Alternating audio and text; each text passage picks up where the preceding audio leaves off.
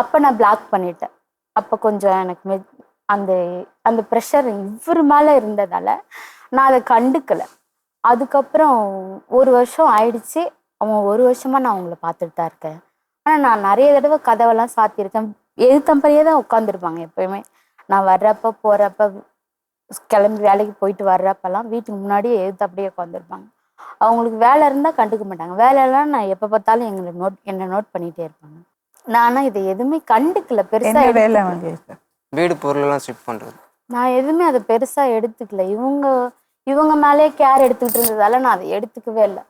இவங்க என்னை சுத்தமாக அவாய்ட் பண்ண ஆரம்பிச்சிட்டாங்க.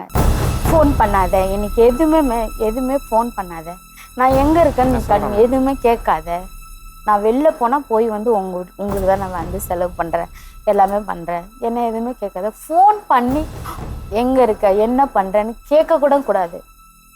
ரொம்ப டார்ச்சர் பண்ண ஆரம்பிச்சிட்டேன்.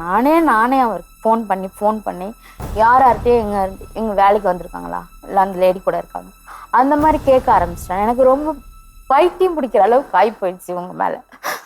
அப்புறம் என்னால் சொல்ல முடியல. யார்கிட்ட சொன்னாலும் யாரும் நம்ப மாட்டேங்கிறாங்க. எல்லாம் ஊருக்கு கிளம்பி வா அப்படிதான் சொல்கிறாங்க. எனக்கு ரிலேட்டிவ்லாம் என்னன்னு கூட ஒரு வார்த்தை கேட்க மாட்டேங்கிறாங்க.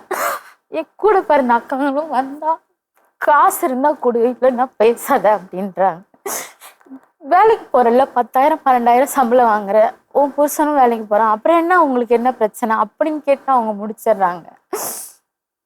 எனக்கு யார்கிட்ட சொல்கிறேன்? இவர்கிட்ட சொன்னாலும் இவர் என்னை அடிப்பாரோ உதைப்பாரோ, அதனால நான் இவர்கிட்ட சொல்றது இல்லை, நிறுத்திட்டு. இவர் ஒன்று அடிப்பாங்க.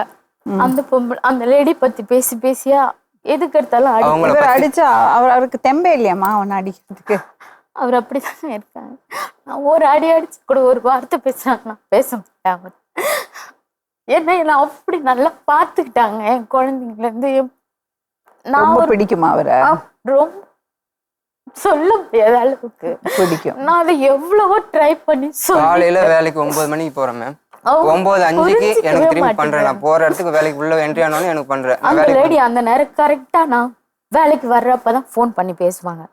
ஸ்பீக்கர்ல வச்சுட்டு வேணும்னே பேசுவாங்க. அவங்க